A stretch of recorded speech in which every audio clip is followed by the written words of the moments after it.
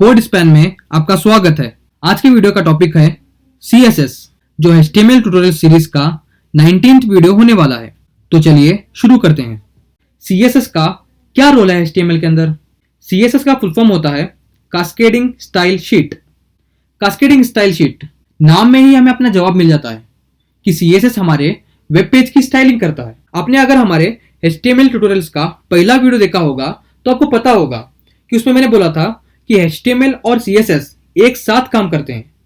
बिना CSS के HTML अधूरा है और बिना HTML के CSS कुछ काम का नहीं है। बिना CSS और HTML के एक कंप्लीट वेबसाइट नहीं बन सकता।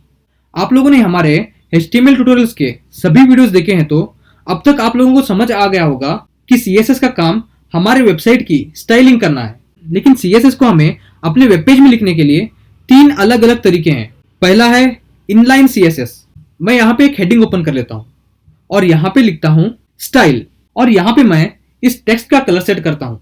तो ये जो स्टाइल एट्रीब्यूट है उसको बोलते हैं इनलाइन CSS। स्टाइल एट्रीब्यूट के बारे में हम लोगों ने अच्छे से सीखा है, उस पर एक वीडियो भी बनाया गया है जिसका लिंक आई बटन और डिस्क्रिप्शन में है। दूसरा तरीका है इंटरनल CSS।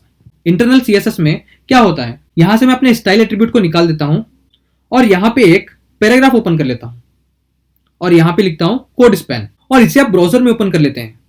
ये देखो, यहां पे हमारे हेडिंग और पैराग्राफ दोनों आ गए। अब यहां पे देख लो, हमारे पेज का कलर है व्हाइट, हमारे हेडिंग और पैराग्राफ का कलर क्या है, ब्लैक। ठीक है ना।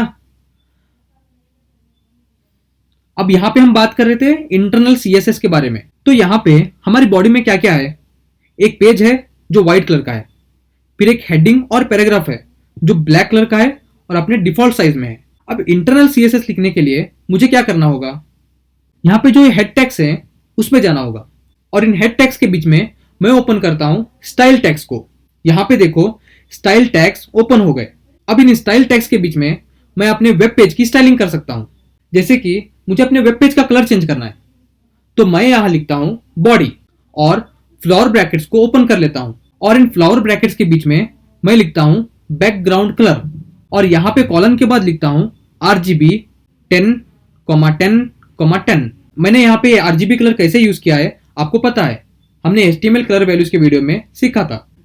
तो यहाँ पे देखो, हमारे वेब पेज का कलर व्हाइट से मैट ब्लैक हो गया, और यहाँ पे जो हेडिंग है मैं उसका कलर व्हाइट कर देता हूँ। उसके लिए मैं यहाँ पे जो बॉडी की स्टाइलिंग के लिए जो फ्लावर ब्रैकेट क्लोज हुआ है उसके बाद लिखूंगा H1 और फ्लावर ब्रैकेट को ओपन कर लेता हूँ।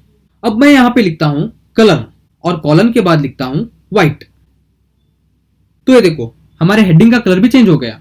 अब सेम उसी तरह मैं पैराग्राफ का भी कलर चेंज कर लेता हूँ। तो ये देखो, हमारे पैराग्राफ का कलर रेड हो गया। अब यहाँ पे हम लोगों ने बॉडी, H1 हेडिंग और पैराग्राफ की स्टाइलिंग की है।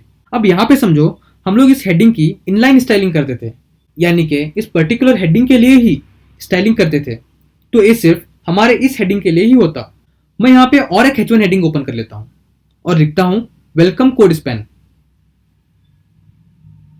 तो ये देखो, जो हमने स्टाइल टेक्स्ट के बीच में H1 की स्टाइलिंग की है वही स्टाइलिंग इस टेक्स्ट पे भी अप्लाई हो रही है। ऐसे लिखने से हमें ज्यादा कोड लिखने की, ज्यादा मेहनत करने की जरूरत नहीं पड़ेगी। तो ये हो गया दूसरा तरीका जो है इंटरनल CSS। अब आगे बढ़ते हैं तीसरे तरीके की तरफ जो है एक्सटर्नल CSS। मैं यहां से बॉडी से लेकर पैराग्राफ तक की सभी स्टाइलिंग को कट कर लेता हूं क्योंकि आगे हमें इसकी जरूरत है, और यहां से स्टाइल के पूरे एलिमेंट को डिलीट कर देता हूं। तो अब देखो, हमारे वेब पेज को बिल्कुल पहले की तरह white colour page, black colour text हो गया ना। अब मैं यहां से अपने फोल्डर पर राइट क्लिक करके न्यू फाइल ओपन कर लेता हूं और यहां से कमांड एस करके सेव कर लेता हूं, और यहां पे लिखता हूं style.css, और जो स्टाइलिंग हमने अपने HTML पेज के स्टाइल एलिमेंट से कट किया है उसे यहां पे पेस्ट कर देता हूं, और वापस अपने HTML पेज में आकर यहां पे हेड टेक्स्ट के बीच में लिखता हूं LINK लिंक। तो ये देखो, यहां पे लिंक टैग ओपन हो गया। यहां पे लिखा हुआ है स्टाइल शीट और यहां पे लिखा हुआ है text/CSS, और यहां पे href में डबल कोट्स के बीच में कुछ भी नहीं है, एकदम खाली है। तो मैं यहां पे लिखता हूं, ये जो मैंने अभी अभी पेज बनाया है style.css वो नाम यहां पे लिख देता हूं और वापस से ब्राउजर में जाता हूं। तो अब देखो, हमने जो पहले स्टाइलिंग की थी अपनी बॉडी की, हेडिंग और पैराग्राफ की, वो वापस आ गई है ना। यहां पे जो लिंक है वो क्यों यूज होता है? वो इसलिए यूज होता है क्योंकि अभी समझो आप लोगों ने HTML CSS सब कुछ सीख लिया, उसके बाद प्रोजेक्ट बना रहे हो, तब वहां पे एक पेज में कितने लाइंस होंगे पता है?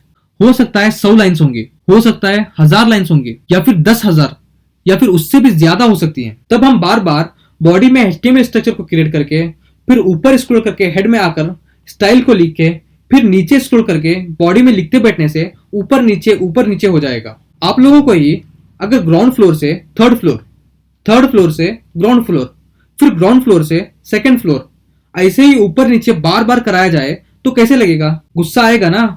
उसी तरह यहां पे भी ऊपर नीचे शुरुआत में तो गुस्सा नहीं आएगा, लेकिन 500 1000 लाइंस एक पेज में हो जाएंगी ना, तब दिमाग हिल जाएगा। और दूसरी बात यह भी है कि अब देखो, यहां पे जो कुछ भी मैंने लिखा है वो पूरा का पूरा मैं कॉपी कर लेता हूं और यहां पे जो first.html जो पेज है उसमें पेस्ट कर देता हूं और यहां से इस लिंक को डिलीट कर देता हूं। अब इसे ओपन इन ब्राउजर, देखो ये अब जैसे डिफॉल्ट होता है, नॉर्मल जैसे होता है वैसे ही दिखाई दे रहा है ना। अब मैं यहां पे जो लिंक डिलीट किया हूं उसको वापस लगा देता हूं। अब देखो हमारे इस पेज की स्टाइलिंग आ गई। ये देखो, ये है हमारा home.html पेज और ये है हमारा first.html पेज। कुछ डिफरेंस है क्या? नहीं ना। और यहां पे इस पेज में तो हमने स्टाइलिंग भी नहीं की, बस इस लिंक को लगा दिया। एक्सटर्नल CSS यूज करने का ये भी एक फायदा है कि एक बार स्टाइलिंग कर लो और जो भी पेज में सेम स्टाइलिंग डिस्प्ले करनी हो तो वहां पे लिंक टैग को ओपन करके CSS स्टाइल शीट को कॉल कर दो, ठीक है ना। तो अब आप लोग CSS के बारे में समझ गए ना, inline CSS, internal CSS, external CSS। घबराओ मत, CSS सिर्फ इतना ही नहीं है, इसमें बहुत कुछ है करने को, लेकिन एक वीडियो में पूरा CSS एक्सप्लेन करना पॉसिबल ही नहीं है। पर्टिकुलर सिर्फ CSS के लिए पूरा एक ट्यूटोरियल बनेगा, उसमें आपको सब कुछ सीखने मिल जाएगा, ठीक है ना। तो मिलते हैं अगले वीडियो में। अभी तक आप लोगों ने इस चैनल को सब्सक्राइब नहीं किया तो सब्सक्राइब कर लो और बेल आइकन को प्रेस कर दो ताकि हमारे ट्यूटोरियल्स के हर वीडियो आप तक सटीक पहुंच जाए।